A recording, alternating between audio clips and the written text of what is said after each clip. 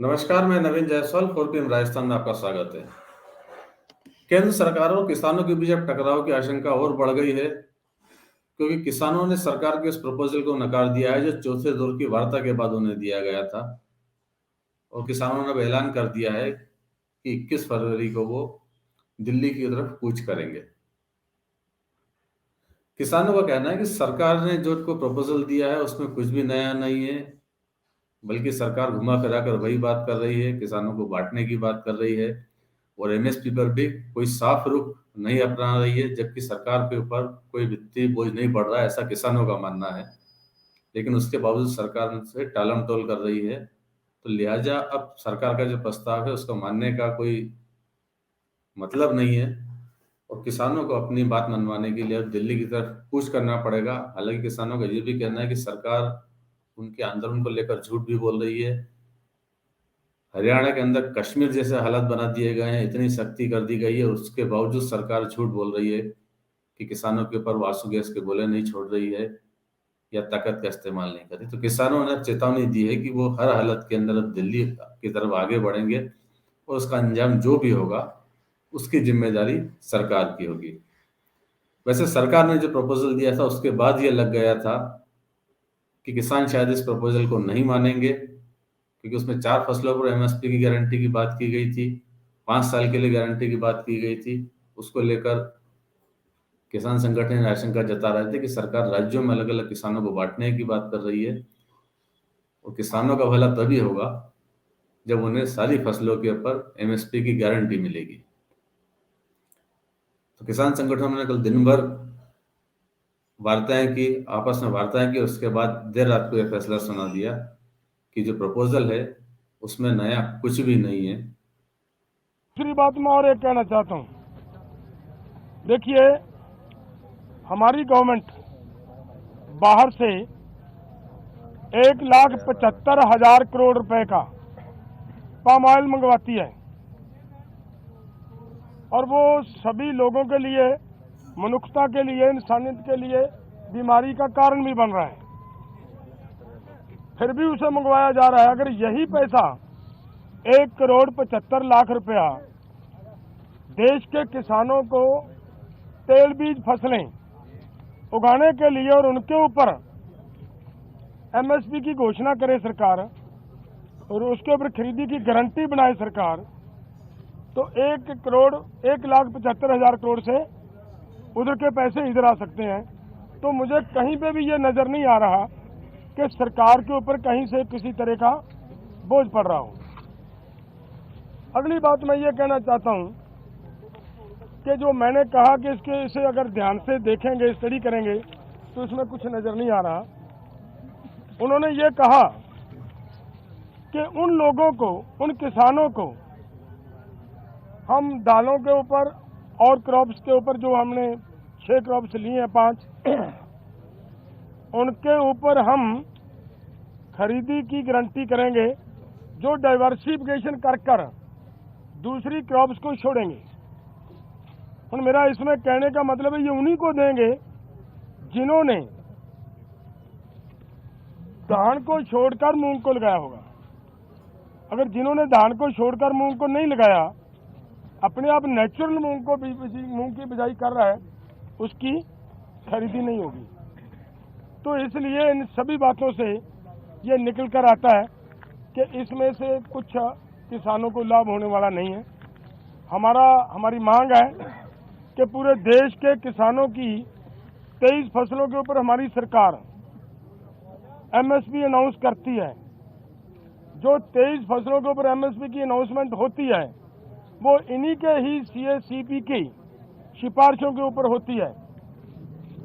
और जब वो देती है सरकार हमें सीएसीपी के अनुसार एमएसपी का मतलब होता है minimum support price. Minimum support price को और गहनता से उसकी पड़चोल करोगे तो उसका मतलब ये होता है कि कम से कम आपको जिंदा रखने के लिए, आपको स्टैंड रखने के लिए एक सपोर्ट दी जा रही है।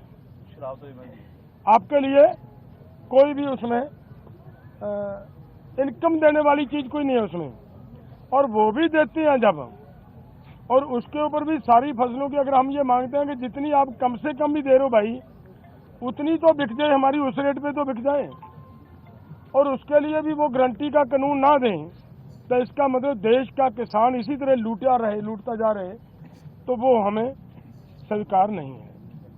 इसलिए इन सभी तथ्यों के हिसाब से हम दोनों फोरमों ने आज बैठकर चर्चा करने के बाद ये फैसला लिया है कि ये जो प्रपोजल आई है, ये प्रपोजल किसानों के पक्ष की नहीं है, किसानों के हित की नहीं है, और इसके अनुसार हम इस प्रपोजल को रद्द करते हैं। तो अब जो किसानों का ऐलान है, उन्होंने सरकार के प्रस्ताव को पूरी तरह खारिज कर दिया है। अब वापस किसानों और सरकार के बीच टकराव की आशंका बढ़ गई है। किसानों ने ऐलान कर रखा है कि 21 फरवरी को दिल्ली की तरफ कूच करेंगे, और हरियाणा की सरकार उन्हें रोकने के भरपूर साधन किए हुए है। पूरी ताकत लगाए हुए किसान किसी भी तरह से दिल्ली की तरफ नहीं बढ़ पाए। पंजाब से भी किसान हरियाणा में नहीं घुस पाए। इसके लिए हरियाणा सरकार ने सारे जतन कर रखे हैं। किसान संगठनों का कहना है कि हरियाणा सरकार ने जिस तरह के जतन कर रखे हैं, उससे लगता है कि देश में हरियाणा में कश्मीर जैसे हालात हो गए हैं। उन्हें ताकत के दम पर रोका जा रहा है। कई जिलों के अंदर 7 जिलों के अंदर नेटबंदी को और बढ़ा दिया गया है हरियाणा में। उधर पंजाब में भी कुछ जिलों में नेटबंदी है, जिसको लेकर किसान संगठनों ने पंजाब सरकार को भी आड़े हाथ लिया है कि सरकार स्पष्ट करे कि नेटबंदी क्यों हो रही है। किसानों ने ऐलान किया है कि वो अपनी मांग के अनुसार, चूंकि सरकार उनकी बात नहीं सुन रही है, तो वो दिल्ली की तरफ बढ़ेंगे, चाहे जो भी परिस्थितियां बनती है, और उसका जो परिणाम होगा उसकी जिम्मेदार सरकार होगी। किसान नेता पंजर ने ये बात कही।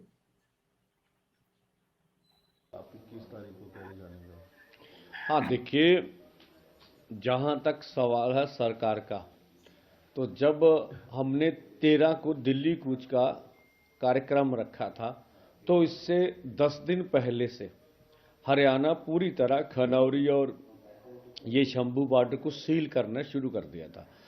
तो सरकार की मंशा पूरी क्लियर हो चुकी थी भी वो किसी भी कीमत पर हमें दिल्ली नहीं जाने देंगे। तो यही हमारे बीच सबसे बड़ा गतिरोध है।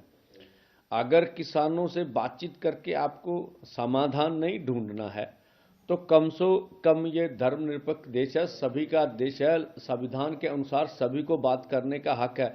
हमें फिर दिल्ली भी तो जाने दिया जाए ना, क्यों नहीं जाने दिया?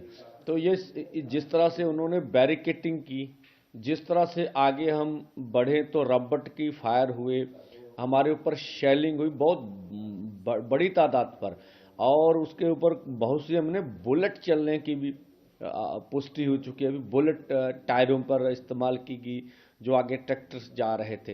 तो सरकार की मंशा तो क्लियर है ना कि किसी भी कीमत पे आपको दिल्ली नहीं जानेंगे। तो ये हम तो चाहते हैं भी आप देश के किसी भी संविधान के अनुसार आप अगर हमें बता दें कि ये जो सब कुछ कर रहे हैं। अभी डीजीपी हरियाणा का बयान आ गया कि हम किसानों के ऊपर टीयर गैस इस्तेमाल नहीं कर रहे हैं। अब देखिए ये किस तरह की बात है। तो हम बोल रहे हैं भाई, अगर आपने कहा है कि आपको मालूम नहीं कौन कर रहा, तो जो कर रहा आप उसको सजा दीजिए ना, अब कौन कर रहा है।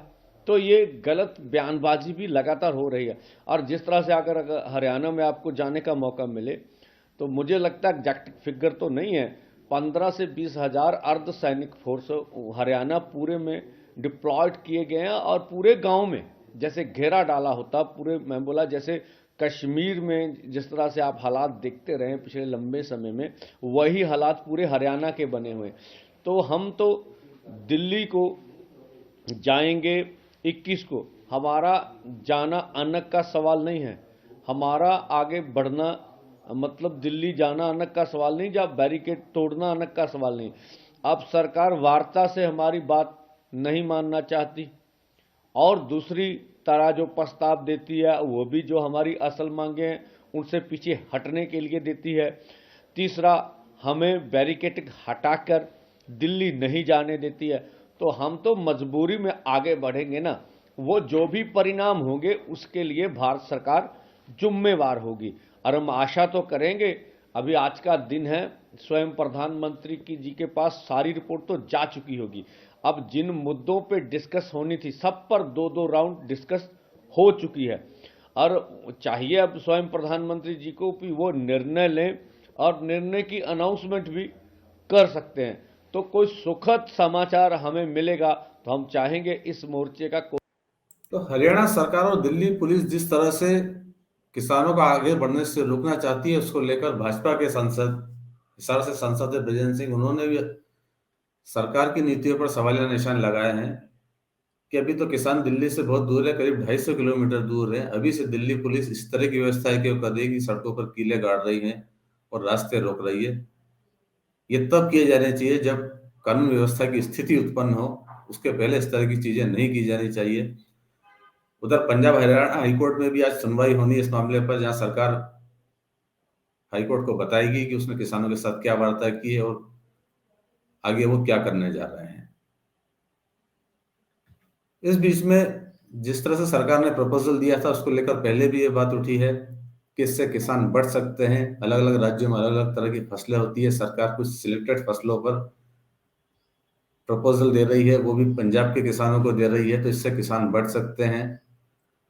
तो हरियाणा के किसान नेता गुरनाम सिंह चढ़ूनी ने भी सरकार को चेताया है कि सरकार इस तरह का भेदभाव नहीं करे और जो पंजाब के किसानों को दे रहे हैं वही चीजें हरियाणा के किसानों को भी दे, नहीं तो फिर हरियाणा के किसान भी आंदोलन करेंगे।